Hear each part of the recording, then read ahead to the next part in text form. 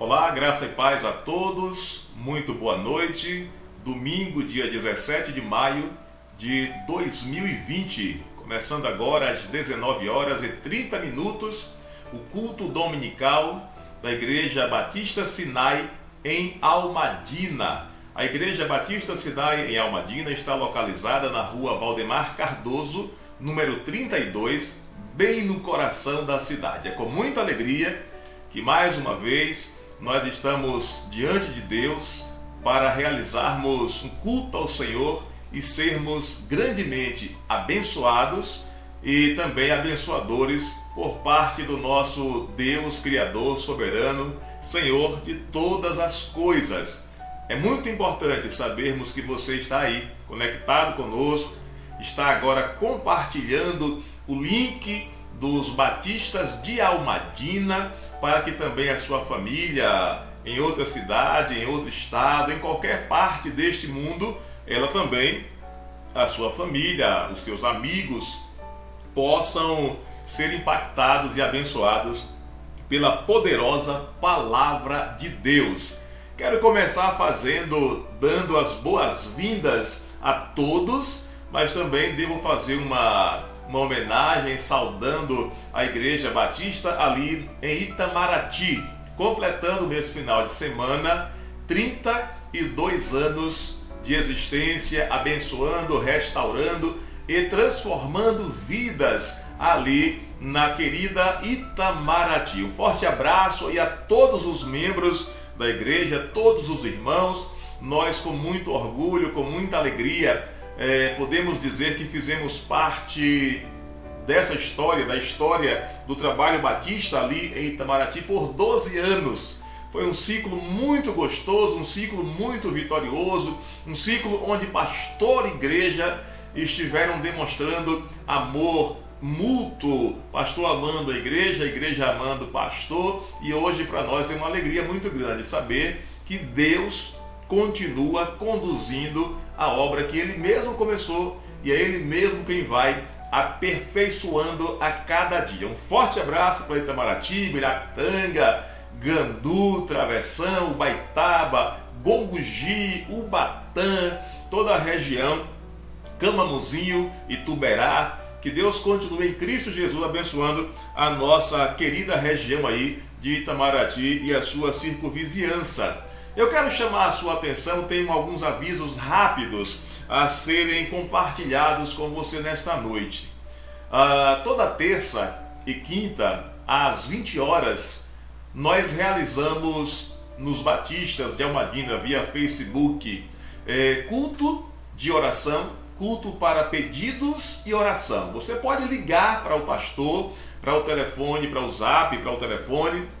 Você pode mandar o seu pedido de oração e nós estaremos orando juntos. O pastor costuma dizer que no momento da oração, não deixe o pastor orando sozinho. Ore com ele, ore com o pastor Robson. Faça juntamente conosco uma campanha, um momento de oração em nome do Senhor Jesus. Quero agradecer porque nos dias passados, terças e quintas das semanas anteriores, foi uma participação muito boa, muito significativa, pessoas ligando para a gente de várias partes do estado, do país, e na próxima terça-feira e quinta não será diferente, e nós aguardamos a sua participação. Próximo sábado, a irmã Paulina Costa estará trazendo, sábado à noite, às 19h30, mais um estudo abençoado da Palavra de Deus, para crescimento da sua família, da vida espiritual, da vida cristã, da vida emocional, da vida conjugal. São estudos maravilhosos onde Deus tem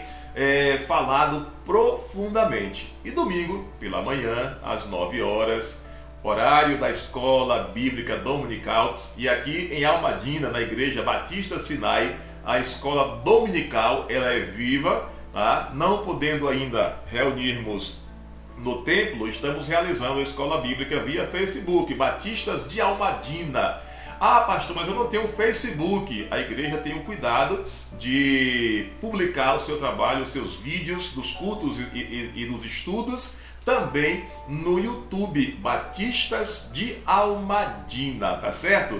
Então, dados estes avisos, eu quero convidar você para participar conosco do culto desta noite. Agora que já fizemos a parte de avisos, a parte introdutória, já saudamos, mandamos também um abraço agora para a irmã Creuza Cipriano, para a irmã Lindóia, para o casal Valdomiro e Ninalva. Um abraço também para meu amigo Roberto Rios, que tem acompanhado os trabalhos da igreja, Jarbas Arbage. Um abraço para o irmão Crenilto Borges, para o irmão Silas aí agora, que certamente está nos ouvindo, nos acompanhando aí no Hospital Calixto Midland. Pastor tem mantido contato, tem sabido notícias de manhã e à tarde a respeito do estado de saúde do irmão Silas. Louvamos a Deus porque Deus tem cuidado do seu servo. Um abraço também para a irmã Marinalva e o irmão Arnaldo Santiago. Marinalva Santiago e Arnaldo Felipe Santiago. Dizer para Caleb que nós lembramos, a irmã Miriam, né, irmã Paula, nos lembrou que o nome do carro de Caleb é Valente. Tudo bem com Valente, Caleb? Forte abraço para você, viu? Nesse momento, nós vamos convidar agora você para participar conosco de um momento muito especial. Eu costumo dizer na igreja que esse momento de ofertório, de consagração de bens e vidas, de devolver a Deus aquilo que lhe pertence para a manutenção da obra e do reino de Deus aqui na terra, esse é um compromisso nosso como igreja. Todavia, eu conheço e sei de algumas pessoas, posso dizer até muitas pessoas, que têm o maior prazer em contribuir, em ajudar na obra de Deus. E se você é uma destas pessoas que se sente à vontade, que Deus toca no seu coração, que você compreende o compromisso, a responsabilidade, mas, acima de tudo, a gratidão por tudo que Deus tem realizado em seu favor, fique à vontade. A igreja ela disponibiliza duas formas nesse momento, que é um momento ímpar, é um momento que a gente não estava muito habituado a fazer esse tipo de observação, mas a igreja ela coloca duas oportunidades, duas formas, oportunizando você a participar juntamente conosco deste momento de ofertório. Uma delas é a contribuição com a oferta, o dízimo, a doação via tesouraria. A igreja tem tesouraria, tem uma tesoureira, e primeira e segunda tesoureiras, né? E elas cuidam com muito carinho, com muito zelo e muita responsabilidade com transparência das finanças da igreja. Então você que já conhece, já sabe da seriedade do trabalho da Igreja Batista e que tem sido ofertante, dizimista, via tesouraria é um meio de você ajudar o trabalho batista, a obra de Deus aqui neste lugar, na cidade de Almadina. A outra forma é exatamente via conta bancária. A Igreja Batista Sinai de Almadina, ela tem uma conta bancária ali no Banco do Brasil, a agência 601/7 e a conta corrente 16229/9 está em nome da Igreja Batista Sinai de Almadina. Então fique à vontade, é um depósito, é uma transferência feita com muita segurança, tá? E se você porventura não puder, não tiver por que ir à agência, você pode fazer o depósito, a transferência, pode consagrar a sua oferta aí via aplicativo, você pode fazer via notebook, via PC, o computador, tá? Via telefone, mas abençoe, contribua, participe para que o trabalho, a obra do Senhor não sofra solução de continuidade e, claro, a sua vida continue sendo muito, mas muito abençoada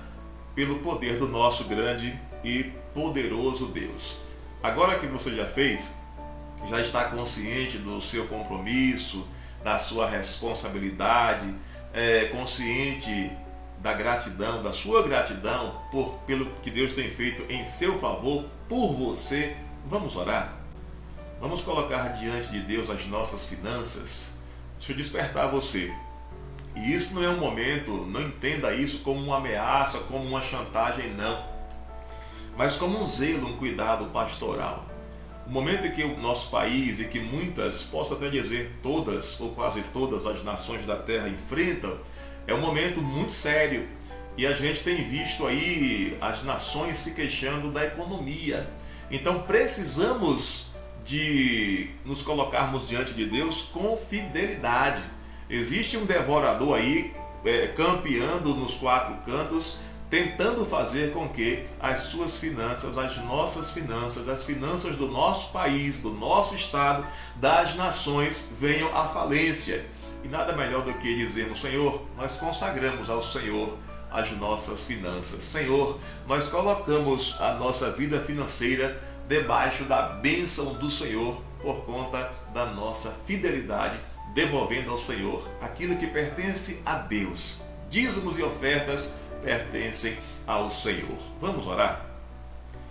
Amado Deus, nosso querido Pai, é uma oportunidade tremendamente maravilhosa e muito abençoada podermos, na presença do Senhor, colocarmos as nossas vidas, consagrarmos, ó Deus, a nossa vida financeira perante o altar do Senhor, sabendo que o Senhor tem guerreado em nosso favor, sabendo que o devorador está afoito, o devorador está ávido para que encontre vidas, encontre situação financeira onde ele venha, ó Deus, pisotear e destruir tudo aquilo que com muita luta foi construído na súplica e na dependência do Senhor. Pai Santo, em nome de Jesus, visita agora as finanças de cada pessoa, evangélica ou não, ó Deus, participantes da Igreja Batista ou não, ou de uma outra igreja, ó Deus, mas que nesse momento reconheceu o compromisso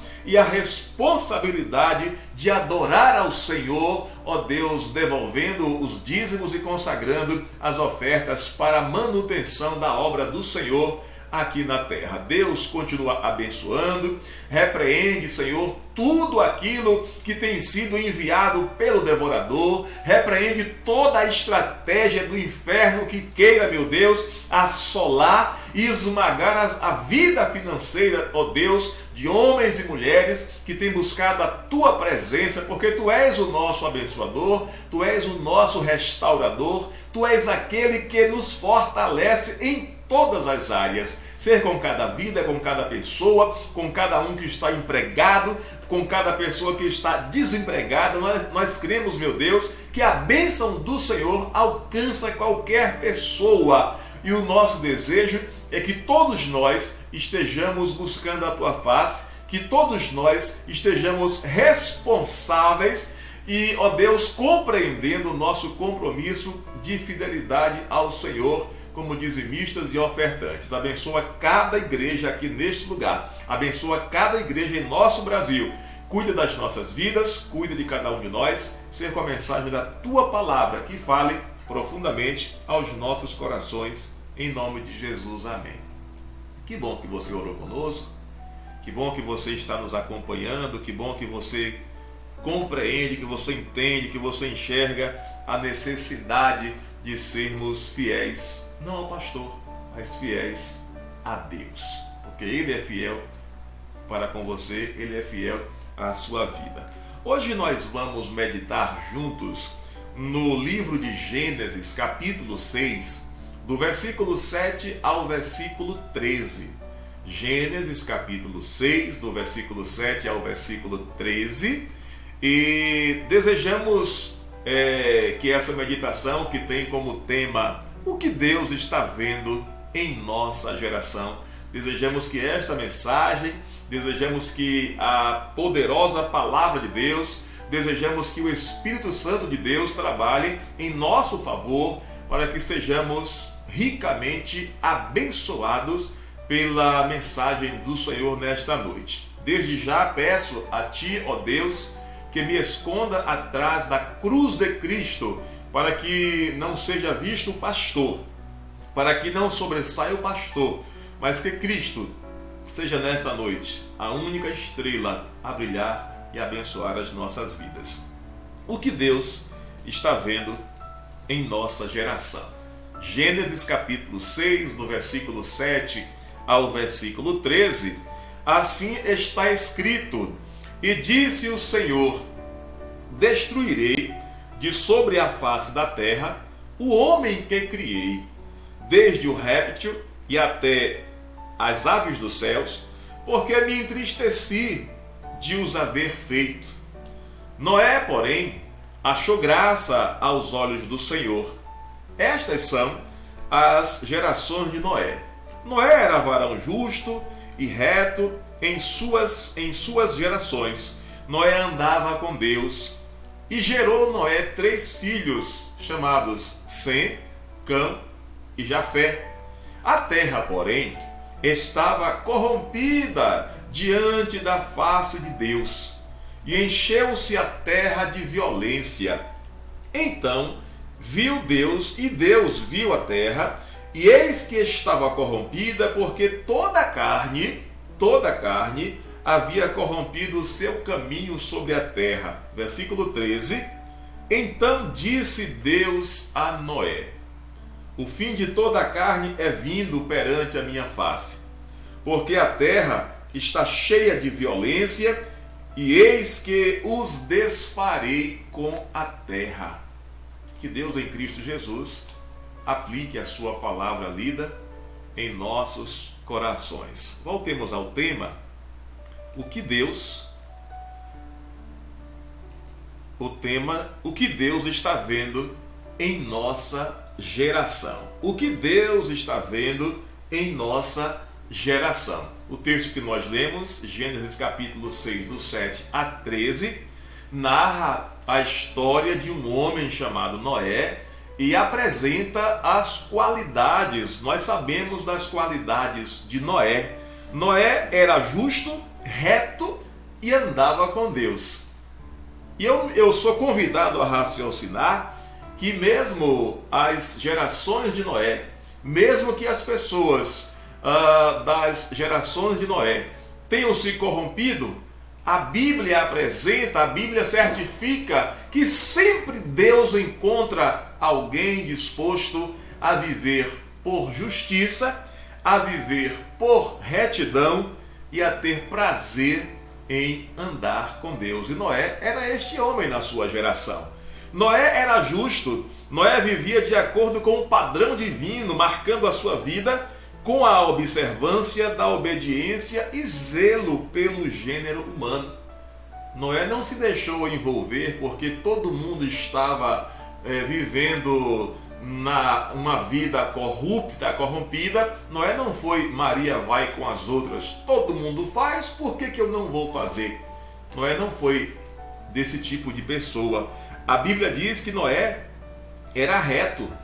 Noé era indivisível em sua lealdade, orientação em direção a uma meta definida e motivada por paixão por Deus e por sua obra. Noé não se permitia ficar meio termo. Noé não se permitia ter aquele comportamento do crente Raimundo, um pé na igreja e um pé no mundo. Noé não se permitiu, não se deu ao direito de ser qualificado como o crente girafa. O corpo está na igreja, mas a cabeça está em outro lugar. A Bíblia diz que Noé era justo, mas também vai narrando a história de Noé, dizendo que Noé andava com Deus.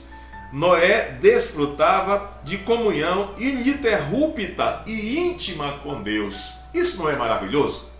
O que Deus viu ali na geração de Noé? Viu lama, viu podridão, viu pecado, viu corrupção. Mas ainda assim, olhando, Deus conseguiu enxergar um homem que tinha compromisso com Deus. Hoje, olhando para a nossa geração, Deus consegue ver em minha vida? Deus consegue enxergar na sua vida alguém com um comportamento semelhante ao de Noé? Olha que o estado da nossa geração tem alguma diferença dos dias de Noé? Podemos afirmar que Noé foi um homem justo em meio a uma geração corrompida. E você pode, meu irmão, hoje ainda em nossa geração, nós podemos sim, nós podemos andar com justiça diante de Deus, mesmo habitando no meio de uma geração destroçada, de uma geração corrompida. Noé foi o primeiro homem a quem a Bíblia faz referência da graça de Deus, sendo estendida e amplamente derramada.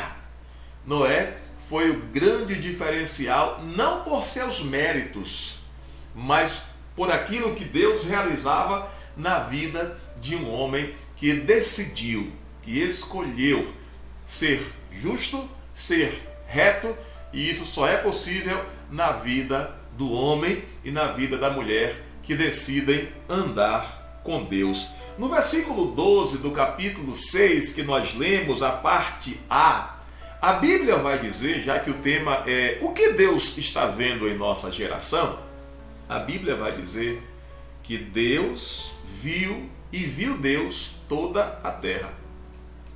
Foi Deus quem viu. Não foi ninguém que disse, olha, Senhor, está vendo lá embaixo como é que a coisa está? Não, foi Deus que viu. Ninguém mandou para Deus um telegrama, ninguém informou ao Senhor notícia de televisão a respeito do estado lastimável, deplorável da população da terra. Não foi mensagem de WhatsApp para Deus enviada, não foi mensagem de MSN para informar a Deus o estado miserável da humanidade. Também não foi um anjo a passar para Deus a informação de como estava a terra, totalmente fazendo referência e me lembrando da irmã Terezinha, chafurdada em uma vida pecaminosa. Foi Deus quem viu. A Bíblia afirma com todas as letras que foi Deus quem viu. Eu costumo citar constantemente que os olhos do Senhor estão em todo lugar, contemplando os justos e injustos, conforme está escrito lá em Provérbios capítulo 15, versículo 3. E eu pergunto para você agora, e o que foi que Deus viu? Antes de responder, eu quero fazer mais uma pergunta para você. Deus está vendo a sua vida. E o que é que Ele vê? Deus está lendo os seus pensamentos. E o que é que Ele lê? Deus está vendo os seus passos. E o que é que Ele vê? Qual a direção que Deus percebe, que Deus nota os seus passos caminhando? Quando Deus olha para a terra, a Bíblia diz que Deus viu e a terra estava corrompida. A terra estava corrompida, depravada. A terra estava vivendo imoralidade. A terra estava apodrecida, totalmente depravada, totalmente imoral e totalmente apodrecida. Corrompida, aliás, que corrompida, corrupção. Pensa comigo, tem alguma coisa a ver com o nosso país, com o nosso Brasil? Deus está sem dúvida olhando também para o nosso Brasil. Quando Deus olha lá da sua glória, do trono da graça dos céus, a Bíblia diz que Ele viu a terra corrompida. E o nosso país, Brasil, e a nossa nação não está muito diferente dos dias de Noé. Olhando hoje, dia 17 de maio de 2020, para o nosso país, o que Deus vê? Um país de joelhos aos pés do crime organizado. Pastor, Deus vê mais alguma coisa? Vê. O país que propaga abertamente a sensualidade, a imoralidade. O país, Deus enxerga em nosso Brasil como o país do carnaval, em que o ano só começa no final de fevereiro ou no começo de março. Aliás, que, irmã Paula, por conta do coronavírus, parece que no Brasil o ano vai começar depois de junho, mais ou menos, junho, julho, né?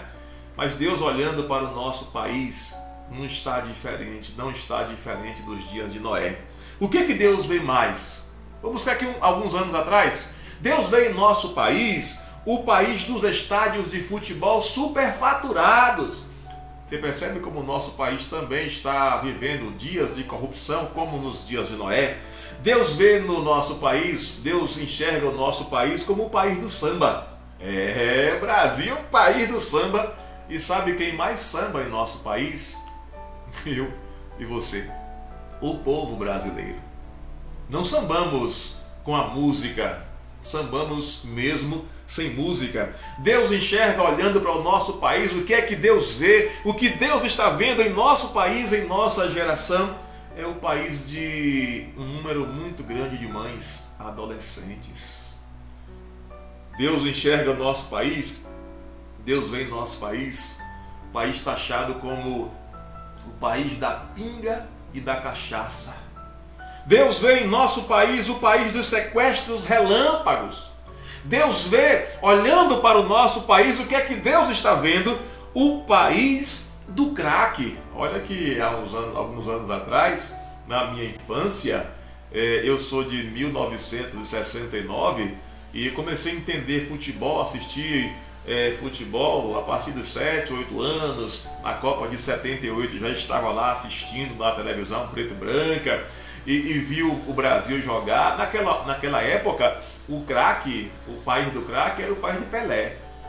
Mas hoje o país do crack é o país da droga diabólica, da droga que mata, que ceifa vidas. É isso que Deus está vendo em nossa geração, olhando dos céus. É isso que Deus está vendo em nosso país. Deus enxerga em nosso país também a polícia perdendo a guerra para os bandidos. Deus está vendo em nosso país, olhando para a nossa geração, o país das explosões em caixas eletrônicos. Deus também vendo, olhando para o nosso país, é o país onde a corrupção se espalha em metástase nos palácios do Distrito Federal, que é responsável aí pela orientação de 26 estados e 5.570 municípios brasileiros. É isso que Deus está vendo, olhando para a nossa geração. Este é o quadro caótico, deplorável, em que se encontra o nosso país e, sem dúvida alguma, não cheira bem as narinas do Senhor. Deus olhando nos dias de Noé, Deus diz: Noé, a terra está corrompida, o povo está depravado, está tudo bagunçado, todo mundo mergulhado numa vida pecaminosa, e Deus se entristece de haver feito o homem e diz: Noé, eu vou acabar com isso. Noé, eu vou eliminar tudo isso aqui. Deixa eu te perguntar uma coisa, meu irmão, minha irmã, meu querido amigo do Evangelho, você que nos acompanha aí pelo Facebook Batistas de Almadina, você que vai assistir também aí no YouTube Batistas de Almadina. Se o patrão flagra o funcionário responsável pelo caixa, pelas vendas, receber os valores da sua loja, o patrão flagra o funcionário subtraindo o dinheiro da gaveta. Como ou qual deveria ser a atitude do patrão? A mulher, olha para cá, chega para cá um pouquinho agora. A esposa, e podia ser também, pode facilmente também ser o esposo. Mas a esposa que flagra o seu marido com outra, poderia não agir? Qual deveria ser a atitude, a ação desta esposa ou do esposo? O policial que flagrou um homem roubando poderia ficar sem tomar uma atitude conforme a lei? O que você pensa em relação a isso? Você não é daquele que vai dizer: pastor, isso aí é relativo. A Bíblia é absoluta. A mensagem da Bíblia não é relativa. A mensagem da Bíblia, ela é absoluta. E nós cremos na justiça de Deus, que não deixará impune o homem por conta do pecado.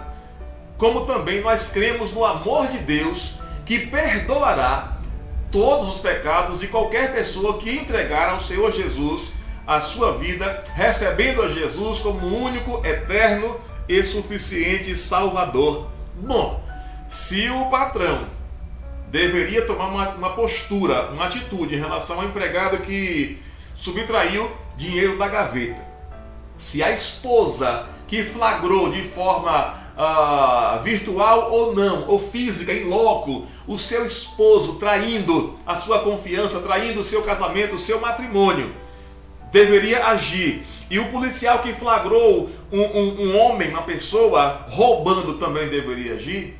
E Deus? Todos os 3 exemplos que eu dei são de pessoas iguais a mim, iguais a você, sujeitas a erros, a falhas. E você com certeza disse: pastor, deveria botar o funcionário para fora, ou deveria até denunciá-lo para que servisse de exemplo para os outros. Em relação à esposa, deveria abandonar, largar, porque ele traiu ou ela traiu. E em relação ao ladrão, a polícia deveria, além de levar preso, mas antes desse umas pancadas. Talvez você tenha pensado isso, né? Como ser humano, como pecador, como alguém sujeito aos mesmos problemas. Agora imagine Deus olhando para nós. Assim sendo, Deus não poderia também ver a humanidade apodrecida, imoral e depravada, amante dos prazeres e inimiga de Deus, e Deus simplesmente não agir? Claro que não. Deus não é homem. Se o homem, que a sua essência é pecado, agiria de forma punitiva, imagine Deus, que é justo, que é santo. Deus age com justiça. A terra estava cheia de violência, cheia de pessoas desobedientes, e isso não podia continuar. A falta de lei estava desenfreada e a punição tinha que ser drástica. Tudo e todos seriam destruídos. Essa foi para Deus a mensagem que Deus compartilha com Noé. No versículo 13 de Gênesis capítulo 6, texto da nossa reflexão, você que chegou agora, estamos meditando, refletindo juntos sobre o que Deus está vendo em nossa geração. No versículo 13, Deus toma uma importante decisão e anuncia a Noé uma sentença de morte por dilúvio para tudo que se movia sobre a face da terra, e ordena a Noé que faça a arca. O que Deus está vendo na sua vida? O que Deus está vendo na sua família? O que Deus está vendo na sua cidade? O que Deus está vendo no seu estado, no seu país? O que Deus está vendo nos 4 cantos da terra? Então, quando Deus ordena a Noé que faça a arca, vamos aqui buscar alguns detalhes, algumas informações sobre as dimensões desta arca que Deus ordena. Deus não pede, Deus não deixa incondicional. Não é se você quiser faça uma arca, não. Deus ordena que Noé construa uma arca e dá as dimensões. Quando Deus dá essa ordem a Noé, Noé já estava com a idade considerável. Noé estava um jovenzinho de 480 anos de idade, quando Deus ordena que ele faça uma arca. Deus diz a Noé quais seriam as dimensões. Deus é extremamente organizado. Deus não deixa as coisas inacabadas. Deus é detalhista. E ele diz: Noé, eu quero uma arca com 22 metros de largura, 137 metros de comprimento. Eu quero uma arca com 13 metros de altura. E Noé vai fazer conforme exatamente Deus ordenou. Depois de 20 anos, Noé, já obediente à vontade de Deus, trabalhando na arca, ele vai se tornar pai de 3 garotos, Sem, Cão e Jafé. Agora, se ele começou a fazer a arca com 480 anos, um jovenzinho, né? Agora ele já estava com 500 anos. E Noé tinha tudo para dizer: Deus, quero falar com o Senhor aqui. Quando o Senhor me mandou fazer a arca, eu estava mais novo, 480 anos, eu não tinha filhos, mas agora eu estou com 3 crianças em casa, Deus. E é muita coisa para a esposa sozinha. e ainda aqui na arca trabalhando, e tendo que cuidar da despesa da família, e tendo que cuidar dos meus afazeres, Deus. Mas Noé, ele não usa esse tipo de argumento para com Deus. E eu quero chamar mais uma vez a sua atenção. Você estava desempregado, você tinha tempo para Deus. Você estava sem fazer algumas coisas que hoje são bênçãos na sua vida. Você não fazia uma faculdade, você não fazia um cursinho, você não fazia algumas atividades, você não viajava muito para ser remunerado. E agora fazendo, talvez você seja uma daquelas pessoas que tentam negociar com Deus ou tentam negociar consigo mesmo. Mas Noé não agiu assim. Ele tinha tudo para dizer a Deus: Senhor, 500 anos, 3 filhos, vou ter que dar uma parada, pede para outro continuar, eu dou aqui as dimensões. Não. Noé prossegue. Ele não diz: Senhor, vamos ter que abortar a missão. Ele não diz, ele não argumenta com o Senhor. Ele poderia ter dito também: Senhor, antes era somente eu e a patroa. Antes era somente eu e a mulher. O Senhor estava bem mais novo. Ele não usa argumentos. Aliás, que os nossos argumentos para com Deus são tão fracos, porque Deus conhece o nosso coração. Dentre outras coisas, Noé soube ser extremamente organizado para não faltar tempo para o reino de Deus. É um despertamento para a minha vida e para a sua vida. As nossas atividades, elas não são para roubar. Nós não devemos permitir que elas roubem o tempo de estarmos servindo a Deus e o tempo de fazermos a sua obra. Isso, pelo que vemos aqui na vida de Noé, todos os nossos argumentos naufragam nas águas desse dilúvio. Noé foi exemplar, um esposo exemplar. Você que é marido, você que é esposa, você tem o dever de ser um esposo e uma esposa exemplar em tudo. Uma esposa e um esposo exemplar. Noé foi um pai exemplar para 3 garotos. Noé foi um pai exemplar para 3 garotos. E Noé festejou aniversário de seus 3 filhos por 100 anos. Por que eu estou trazendo isso? Noé também vai realizar o casamento dos seus 3 filhos. E Noé não negligenciou a ordem suprema de Deus. Veja, amados, estava no coração de Deus aniquilar o gênero humano, a raça humana. Deus estabelece uma ordem, dá um escape para a humanidade que estava em pecado. Deus queria que nesta arca, que Noé construindo esta arca, houvesse a extensão da graça, da generosidade e da misericórdia de Deus, para que a humanidade, aqueles que desejassem, recebessem a salvação, não fossem tragados pelo dilúvio. Por isso que Deus ordena a Noé que faça uma arca. E o mais importante, Noé levou 120 anos fazendo a arca e cumpriu a cabo as ordens divinas. Terminou com 600 anos de idade ao trabalho que Deus ordenou. Às vezes nós assumimos, né? Dando uma de Datena, as imagens, assumimos, não. Às vezes nós assumimos uma tarefa no reino de Deus, ou até em casa, né? Ou até na vida secular, assumimos uma tarefa e nós, no primeiro obstáculo, desistimos. Noé ficou 120 anos obedecendo à vontade de Deus.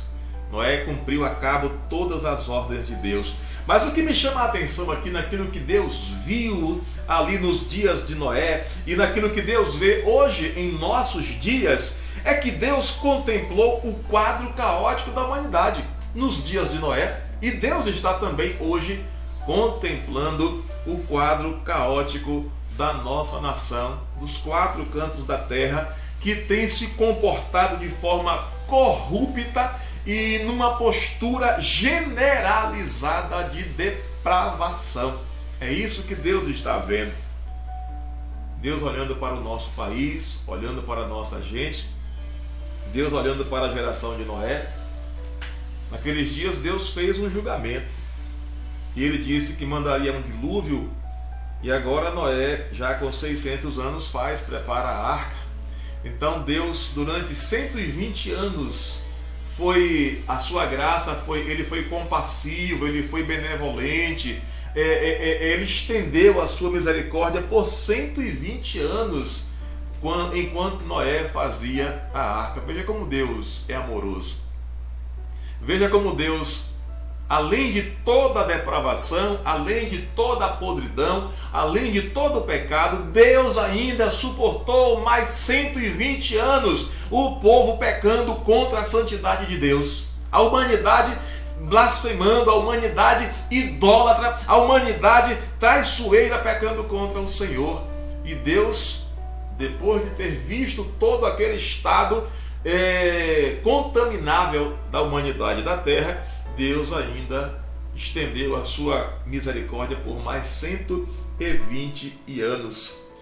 Aí Deus dilata a sua misericórdia pela humanidade, e o julgamento de Deus nesse período não podia ser um julgamento privado de oportunidade de salvação.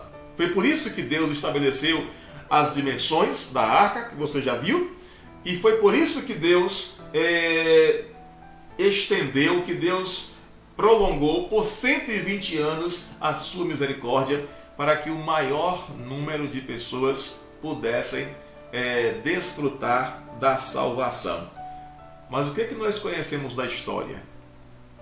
Noé trabalhando, as pessoas criticando, Noé termina a arca, as pessoas não se atentam, a chuva começa a cair de forma torrencial e as pessoas não se preocupam, a terra vai enchendo e as pessoas não se dão conta, e Deus aplica a sentença. Deus aplica a sentença, 120 anos, e depois 40 dias, e não foram nem os 120 anos e nem os 40 dias capazes de sensibilizar o coração daquelas pessoas. E o que nós vemos? O que a Bíblia diz? Os desobedientes não experimentaram a graça de Deus e morreram. Quem é que escapou? Noé e sua família.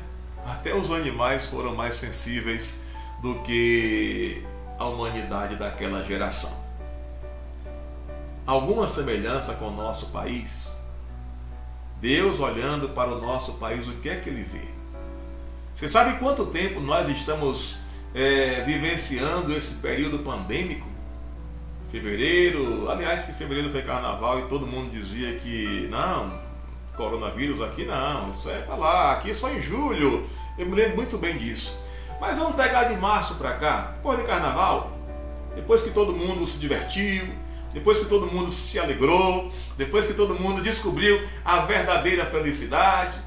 Aí em março a poeira assentou, aí começou o corre-corre para se organizar. Quando começou aquela empolvorosa atitude da população brasileira, alguns estados mais ou menos já preocupados. E aí depois de março, então março, abril, maio, já estamos no meado, passamos a metade de maio, já estamos aí próximo de 90 dias. O que Deus tem visto nesses 90 dias? O amor de muitos esfriando, a iniquidade tendo a sua marcha majorada a cada dia, o mundo de mal a pior, as pessoas pecando contra Deus e contra o seu próximo. É um fala mal de pastor, um fala mal das pessoas, um fala mal de comunidade, um fala mal de político, um engano, uma traição, a traição exacerbada, aliás, que nem poderia ser traição, muito menos exacerbada, é a falsidade. São os grupinhos tentando destruir estruturas, as traições dos casamentos, os tratos que são desfeitos, os contratos que são rompidos. É isso que está acontecendo em nosso país, e Deus já estendeu a sua graça por quase 90 dias para mim e para você. O que é que você tem feito com esta graça? Como temos nos portado ou nos comportado em relação à graça que o Senhor tem estendido em nosso favor? 90 dias não são suficientes, não foram já suficientes para que eu e você pudéssemos dar uma paradinha e voltássemos ao primeiro amor. 90 dias de coronavírus matando, destruindo, levando o pranto, o luto e a dor nas famílias não foram suficientes para que você perceba que Deus não está brincando com a humanidade. Deus não brinca. A humanidade está colhendo aquilo que ela plantou.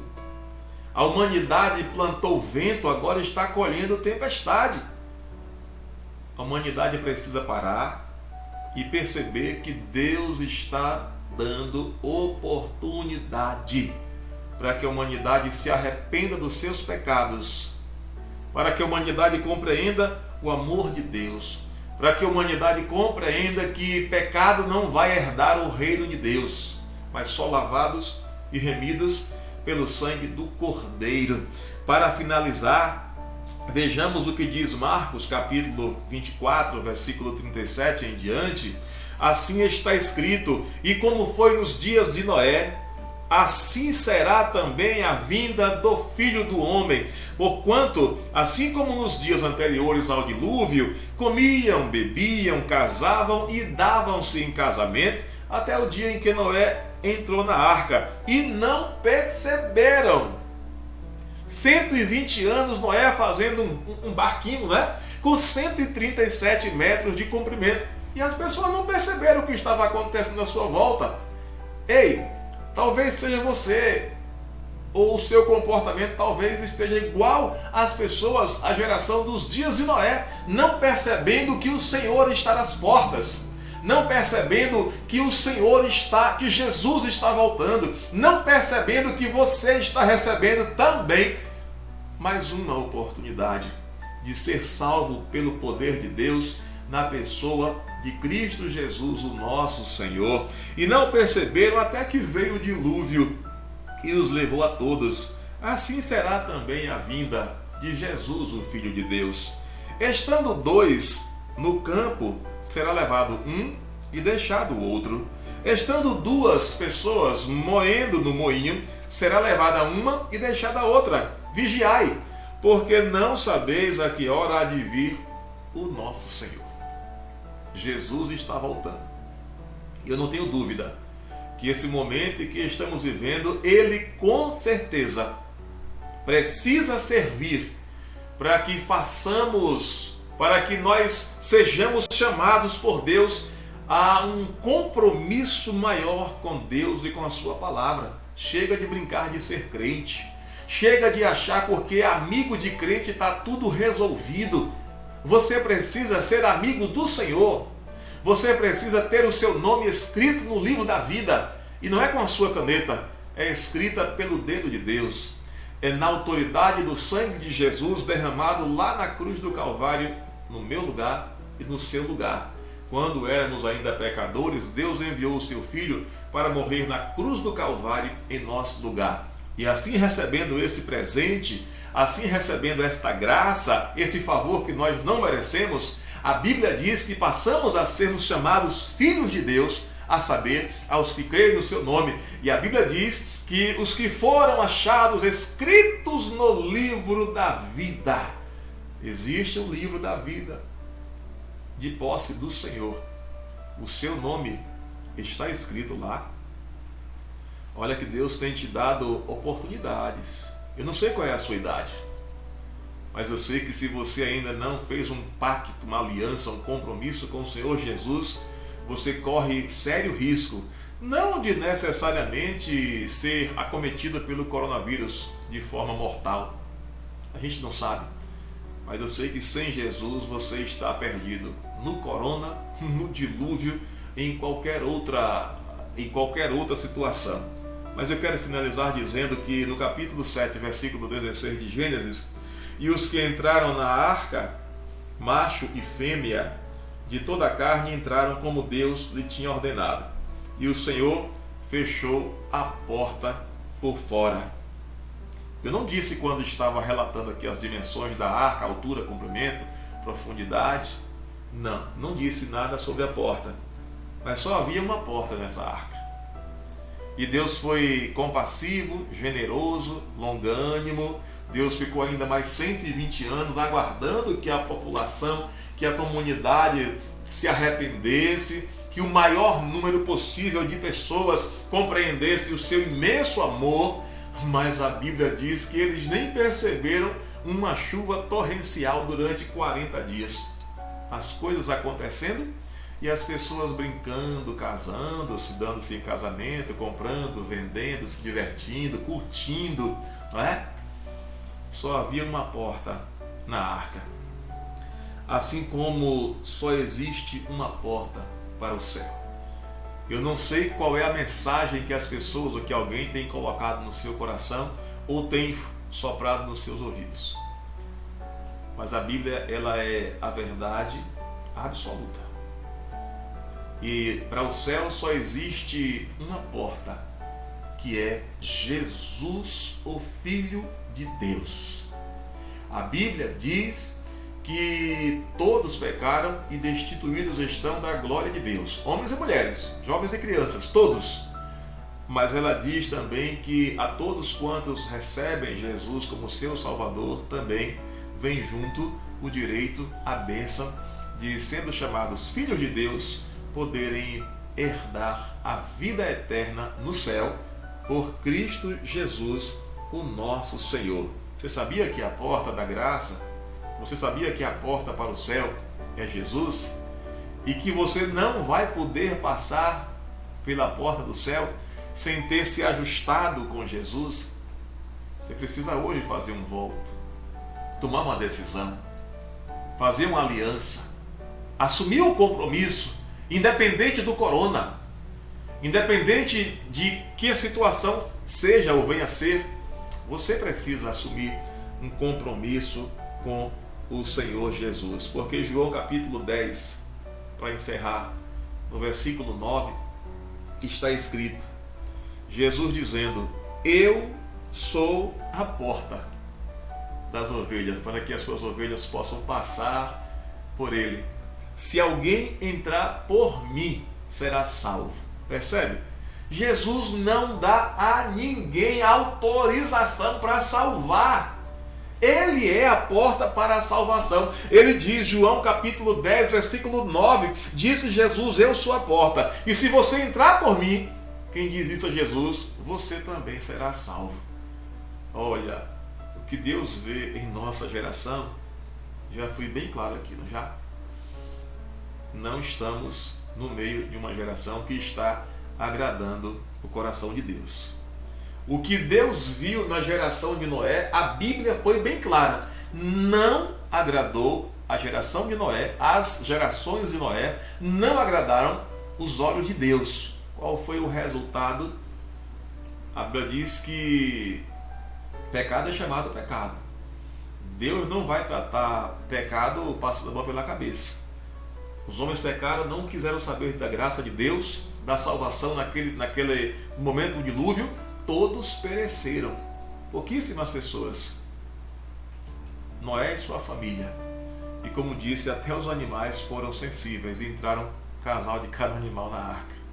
E agora, o Senhor convida você para ser ovelha do Senhor Jesus e passar pela porta e desfrutar da vida eterna. Aceita Jesus como seu Salvador? Levanta sua mão agora aí, dá um sinalzinho, entrega a sua vida para Jesus. Eu quero orar por você. Faça um voto de voltar para o Senhor. Chega de ficar longe de Deus, da sua igreja, querendo ser aquele crente egoísta, sozinho, dentro de casa. Já chega disso. Olha a oportunidade que o Senhor está te dando para estarmos juntos em coinonia, em harmonia. Vai passar esse momento pandêmico. Eu quero estar junto com você, louvando e exaltando o nome do Senhor Jesus, no templo, de casa em casa, nas ruas da cidade. Assuma um compromisso com o Senhor. Entregue a sua vida para Jesus. Pai, obrigado por tua palavra. Obrigado porque ela fala conosco, no nosso coração. E o que é que o Senhor vê em nossa geração? O que é que o Senhor viu nos dias, nas gerações de Noé? A tua justiça foi aplicada. Muito embora o Senhor tenha durante 120 anos e mais 40 dias sido longânimo, mas ainda assim os homens não quiseram assumir um compromisso com o Senhor e com a sua palavra. Hoje, meu Deus, há quase 90 dias, a morte tem galopado a passos largos nos quatro cantos desta terra. E muitas pessoas não se atentaram que a porta da graça também ainda continua aberta, mas que essa porta da graça também será fechada Jesus diz que Ele é a porta, quem passar por Ele. Não disse quem passar pelo pastor Robson, não disse quem passar pelo professor, pelo pai, pela mãe, mas quem passar por Jesus, a porta celestial, a porta da graça, a porta da salvação, desfrutará da bênção da vida eterna aí, nas mansões celestiais, contigo, nosso Deus. Abençoe e salva nesta noite, abençoe e restaura nesta noite, abençoe e fortalece nesta noite, desperta em nós um desejo maior e ardente de comermos da Tua Palavra, de nos alimentarmos com a mensagem da Tua Palavra. Ela é a verdade, ela não é relativa, ela é a verdade absoluta do Senhor em nosso favor, ao nosso alcance. Nos dê, Senhor, uma semana tremendamente abençoada. Obrigado por tudo, fica conosco, em nome de Jesus, amém. Meus queridos e amados, estamos chegando ao final do culto desta noite. Que maravilha sabermos que não estamos sozinhos aqui, eu, Paulina, ali na filmagem, Jéssica nos dando suporte aqui. Nós não estamos sozinhos, Deus está conosco, mas também você está aí participando do culto e Deus está com você, com a sua família, abençoando grandemente. Que seja para nós, esta semana que começa hoje, mais uma semana, irmã Paula, abençoada, concedida pelas fortes e potentes mãos do Senhor. Que Ele, pois, nos abençoe. Terça-feira, às 20 horas, temos o encontro para pedidos e oração em nome de Jesus, e eu espero por você. Como diz o irmão Alexandre, como fala o meu pastor, um forte abraço.